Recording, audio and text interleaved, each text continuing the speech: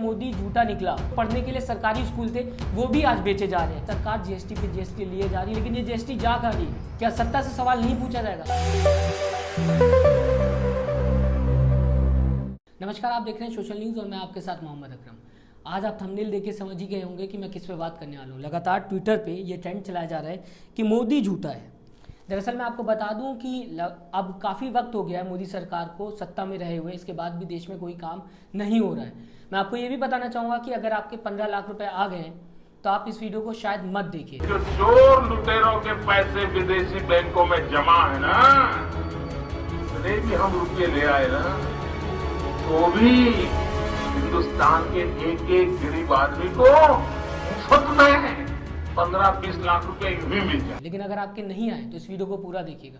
जिस तरीके से देश में सरकार लगातार दावे कर रही थी कि हम सबका साथ सबका विकास, देश में अगर नई सरकार आएगी तो देश की तरक्की होगी, आत्मनिर्भर भारत, वो कहीं ना कहीं आज फीके नजर आ रहे हैं। आज देश में जॉब्स की, तो जॉब को लेके देश में कहीं ना कहीं भुखमरी छा रखी है। युवा पढ़ाई तो कर रहे हैं, एजुकेशन हायर क्लासेस की ले रहे हैं, लेकिन उसके बाद उनके पास नौकरियां नहीं है। मैं आपको अभी हाल ही की बात बताऊंगा, जिस तरीके से रेल परीक्षा हुई थी, उसके बाद रेल की परीक्षा के बाद रेल में जितने कैंडिडेट्स थे जिन्होंने फॉर्म भरा था वो प्रोटेस्ट करते हुए नजर आए थे। इसमें कई बिहार के लोगों ने ट्रेनें जला दी थी। इसके साथ ही जो अग्निवीर की स्कीम आई थी उसके बाद भी आपने देखा होगा कि किस तरीके से प्रोटेस्ट होता हुआ दिखाई दिया था। क्या इस तरीके से नया भारत बन रहा है? और मैं आपको साथ में ये भी बताऊंगा कि जीएसटी हर चीज़ पे ली जा रही है, यहाँ तक कि रोटी और दही और दूध पे भी जीएसटी ली जा रही है। लेकिन जिस चीज़ पे जीएसटी लगनी चाहिए थी, पेट्रोल, जिसके बाद आम इंसान का जो जेब है वो कहीं ना कहीं हल्की होती, थोड़ा उसके जेब पे कम वजन आता, लेकिन उस पर कई सालों से लगातार प्रोटेस्ट हो रहे हैं, अपोजिशन बोल रही है, लेकिन उस पर भी जीएसटी लगते हुए नहीं नजर आ रही। तो क्या सरकार उन चीज़ों पर जीएसटी लगा रही जिससे सरकार का फायदा, और जीएसटी के नाम पे करोड़ों रुपए ले लिए गए हैं, जीएसटी के नाम पे आम आदमी कहीं ना कहीं पिसता हुआ नजर आ रहा है, लेकिन सरकार जीएसटी पे जीएसटी लिए जा रही है। लेकिन ये जीएसटी जा कहाँ रही?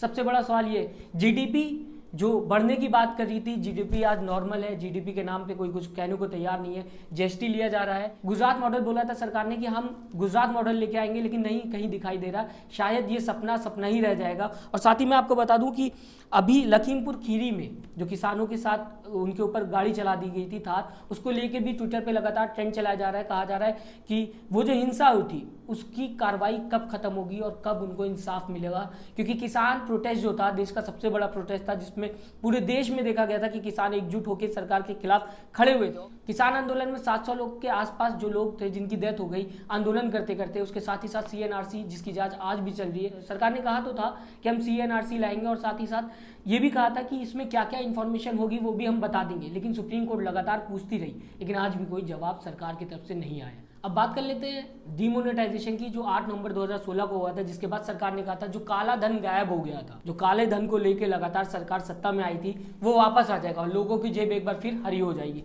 लेकिन वो भी कहीं ना कहीं सफल नहीं देखने को मिला। लॉकडाउन भी ऐसे ही कुछ रहा। लॉकडाउन भी सरकार ने कहा था कि कोरोना खत्म हो जाएगा, लॉकडाउन में कई चीज़ें बदल जाएंगी, लेकिन लॉकडाउन में जिस तरीके से मजदूर दिल्ली महाराष्ट्र से गुजरते हुए नजर आए, जो पैदल चल रहे थे, कई बच्चों की फोटोज वायरल हुई, कई बच्चे उस बीच बीमार भी पड़े, कोई सहायता करने को नहीं आया क्योंकि दुकानें बंद थी, वो भी कहीं ना कहीं सफल होता हुआ नजर नहीं आया। ये मीडिया उससे सवाल पूछती जो सत्ता में नहीं है, जो 2014 से पहले गद्दी छोड़ चुके, क्या उससे सवाल करना सही है? आप हमें कमेंट करके जरूर बताइएगा, आपको लगता है कि सत्ता से सवाल पूछना सही है या फिर उनसे सवाल पूछना सही है जिन्होंने गद्दी छोड़ दी है, जिनका राज ही नहीं है। राहुल गांधी के ऊपर ईडी का छापा लगातार लगाया जा रहा है, कांग्रेस के ऊपर लगातार ईडी का छापा पड़ रहा है, लेकिन जो सत्ता में है उनसे कोई सवाल नहीं पूछा जा रहा है। क्या सत्ता से सवाल नहीं पूछा जाएगा? हमने वोट दिया है तो हमारा पूछने का अधिकार है। सरकार हमारे लिए, हमें ये सोचना चाहिए कि अगर हमने वोट दिया है, हमें ये जानने का हक हो कि सरकार कहाँ देश को लेके जा रही है। जब भी कोई बात होती डेवलपमेंट की, जब भी बात होती अच्छे दिन की, तो कहीं ना कहीं हिंदू मुस्लिम का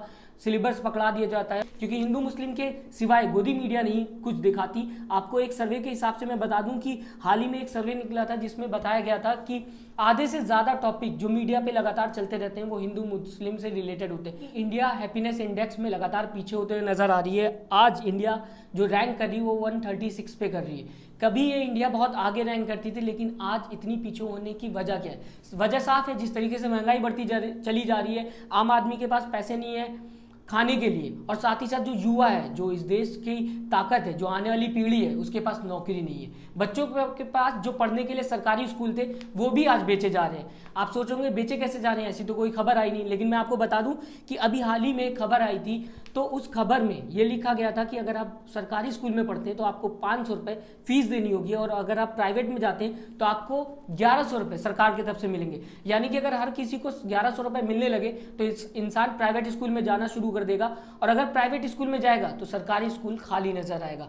5 साल तक अगर स्कूल खाली होगा तो सरकार ये कह के बंद कर देगी कि हम जो टीचर को पैसा दे रहे हैं वो फर्जी जा रहा है, जो स्टाफ को पैसा दे रहे हैं, जो सफाई वाले को पैसा दे रहे हैं वो फर्जी जा रहा है। एक काम करते हैं, इसे हम भेज देते हैं क्योंकि ये घाटे में जा रहा है। और फिर वही मजदूर जिसको 1100 रुपये दे रही है वो अगर बंद कर दिया तो वो कहाँ जाएगा, क्योंकि सरकारी स्कूल तो बंद हो गया है और प्राइवेट स्कूल में देने के लिए उसके पास पैसे नहीं होंगे।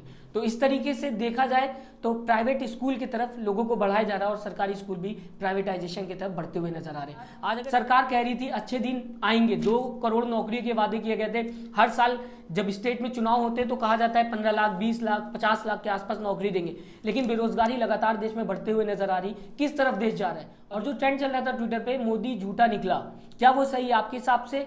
क्योंकि आपका कमेंट हमारे लिए बहुत जरूरी है, आप अपना कमेंट जरूर दीजिएगा, आपके कमेंट का मैं इंतजार करूंगा। और अगर हमारे चैनल से आप तक अभी नहीं जुड़े हैं तो जरूर जुड़िएगा लेटेस्ट खबर देखने के लिए। साथ ही साथ अगर आपको नई खबरें देखनी तो हमें जरूर कमेंट में बताइएगा आप किस तरीके की खबरें देखना चाहते हैं। तब तक के लिए अपना ख्याल रखिएगा। नमस्कार। चैनल को लाइक, शेयर एंड सब्सक्राइब करें और बेल आइकन दबाना ना भूलें।